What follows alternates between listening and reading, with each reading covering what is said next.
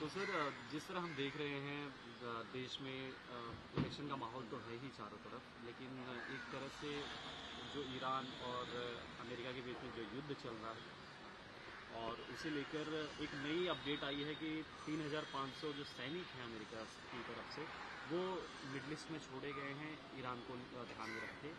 कैसे देख रहे हैं लगातार जो लड़ाई चलती जा रही है और वहीं साथ ही पाकिस्तान एज अ मीडिएटर इस बीच नज़र आ रहा है, भारत का रोल कैसे देख रहे हैं?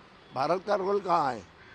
भारत ने रोल भारत को बहुत अच्छी तरह से रोल मिल सकता था, वो गंवा दिया है। भारत का रोल कहाँ है? भारत एक अमेरिका के इशारे पे चलने वाला देश है, ऐसी इमेज बन गई है। भारत का रोल कुछ होने का सवाल ही नहीं। छोटे पाकिस्तान का रोल बन गया अभी। ये देखिए, हमारी गलती की वजह से युद्ध चालू होने के 2 दिन पहले हमारे प्राइम मिनिस्टर यहाँ जाते हैं, इसराइल में जाते हैं। ये क्या बात है? बिल्कुल गलत बात। नेहरू के ज़माने से जो यहाँ की इंटरनेशनल पॉलिटिक्स के बारे में एक पॉलिसी बनाई गई थी, वो ख़त्म करने का काम इन लोगों ने किया और अमेरिका के इशारे पे चलने की उनकी जो आदत है वो बिल्कुल गलत है। ये ईरान के ऊपर जो हल्ला हुआ है उससे हमारा देश पूरी तरह से एक्सपोज हो गया है।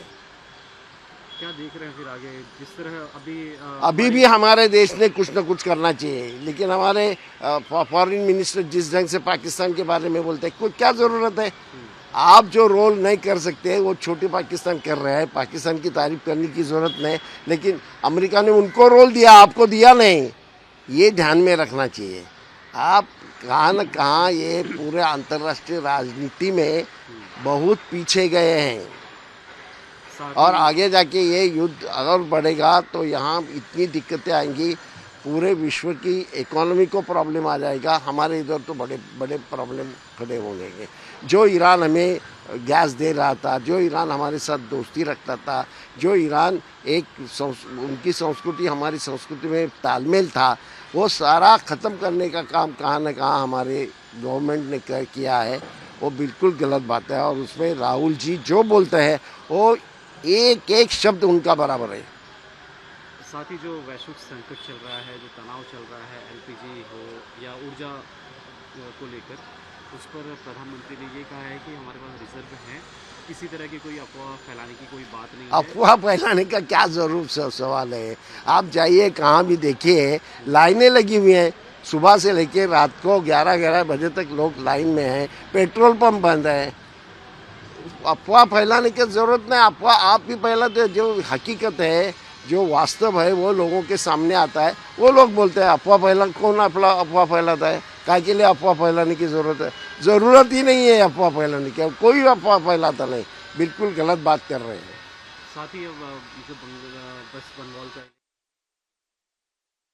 अमित शाह जी भी पहुंचे थे, उन्होंने रोड शो किया, वहाँ पर ये भी कहा कि घुसपैठी जो है वो वेस्ट बंगाल की तरफ से भारत में घुसते हैं, सरकार बनने के बाद उस पर रोक लगाई जाएगी पूरी तरह। सरकार उनका बनने का सवाल ही नहीं आता।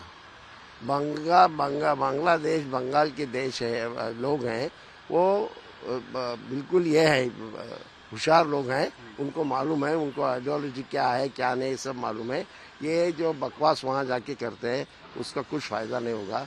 मैं बोलूँ कि उन्होंने कई तरह से SIR जो किए हैं, जो उसमें जो धांधली की है, लोगों को वोटिंग के राइट से बाजू किया है, ये सब एंटी नेशनल है, एंटी कॉन्स्टिट्यूशन है, एंटी नेशनल है। ये सब करते हैं कैसे भी करके सत्ता लेना, ये उनका मकसद है, लेकिन उसमें बंगाल में वो सक्सेसफुल होंगे ऐसा मुझे बिल्कुल नहीं लगता।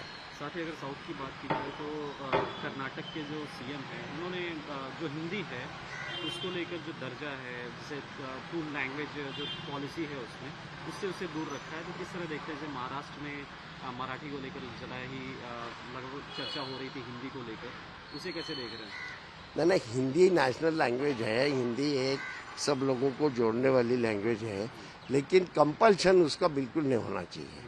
ऐसा है, मराठी अच्छा चलता है ना, क्या उसमें बिगाड़ है? ऐसा है, 5वीं के बाद हिंदी सिखाएंगे तो ठीक है, पहली से हिंदी सिखाने की क्या ज़रूरत है?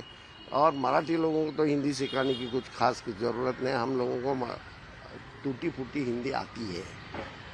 कर्नाटक के साउथ इंडिया में हिंदी का बड़ा प्रॉब्लम होता है क्योंकि उनकी भाषा ही अलग है। आहिस्ता आहिस्ता सीखेंगे, कंपल्शन करेंगे तो कोई भी मानेगा नहीं। साथ ही अब चुनाव के जो गहमा गहमी के बीच प्रधानमंत्री जी केरल जाने वाले हैं, क्या असर देख पा रहे हैं आपको, किस तरह की कामयाबी मिलेगी? प्रधानमंत्री को आजकल कुछ काम नहीं। एक तो